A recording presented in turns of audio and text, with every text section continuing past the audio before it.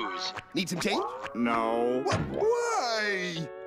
because I'm all out of money! Yo, what is going on, everybody? Today I'm going to be showing you guys how to make gold in the first Descendant. Before I get into this video, I just want to say the first two farms are going to need fully built Descendants. The content that I'm going to be showing is a little bit difficult, so make sure that you do have fully built Descendants. For the last farm, it is going to be actually very new player friendly, so if you just want to get to the last farm, go right ahead, but these other two farms are also very viable as well. So starting off with special operations, specifically the one in the fortress, this one is going to be a really solid farm. Expect around 300k gold per minute while doing this. You can get upwards to around 500k gold per minute, but you have to get really lucky with the wave rewards. If you want to clear this the fastest, the two Descendants that I would recommend bringing to this defense is going to be either Freyna or Inez. Just know that Inez is going to outperform Freyna just because of her boss killing potential, but again, you can bring both of these Descendants and get upwards to like 7-minute clear speeds, but that's dependent on how efficient you are and how good your build is. I will be coming out with an Inez and Freyna mobbing build, so make sure to stay tuned to the channel so you can know the best builds for this specific game mode. Also, make sure that you've actually grinded out the fellow. This is going to allow you to get way more gold for each of these farms just because you don't have to manually pick up the gold yourself. So again, please bring the fellow or grind out the fellow before doing any of these farms. Now the next farm we're going to be talking about is actually going to be at Void Erosion Purge floor 10. This one can net you around 250k gold per minute dependent on how fast you clear the floors. Pretty much you're going to want to bring either Serena or Viessa for these runs because those two are the ones that can clear this the fastest. I have seen some pretty good clears with Nell as well, so you can actually bring Nell as well if you would like, but again, bring whoever you want.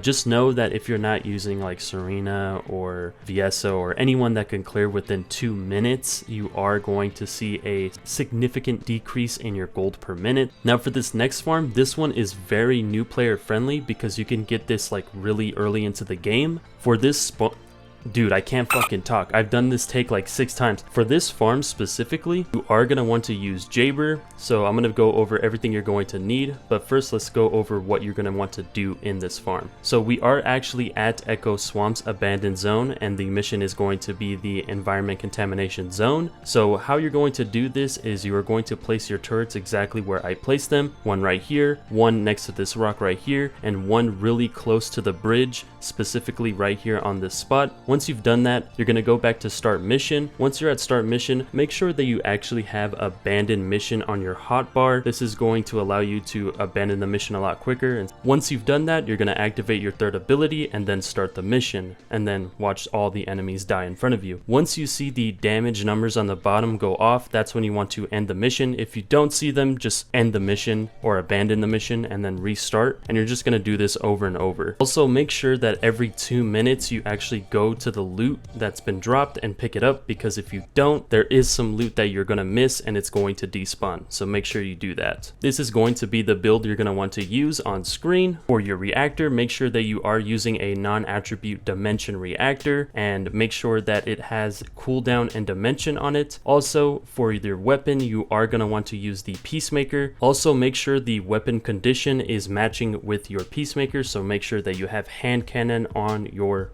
reactor. For the external components, we are going to be running the full Enlightened Mage set, so make sure that you have that. You can grind that out in Sigma Sector. And then for arcade tuning and inversion reinforcement perks, you do not need those. Don't worry about them at all. This is why I consider this farm the best farm for new players, because they really don't need to invest in Sigma Sector, nor do they need to have inversion reinforcement perks. So again, that's all you really need for the build, and you will be able to make upwards to like 400k gold per minute. Really quickly, I just wanted to give an honorable mentions to 400% infiltration operations. This is also a very solid way of making gold. It's definitely not going to be as good as the other 3, but it is a good start. And yeah, that's going to be pretty much it. I hope you guys enjoyed the video.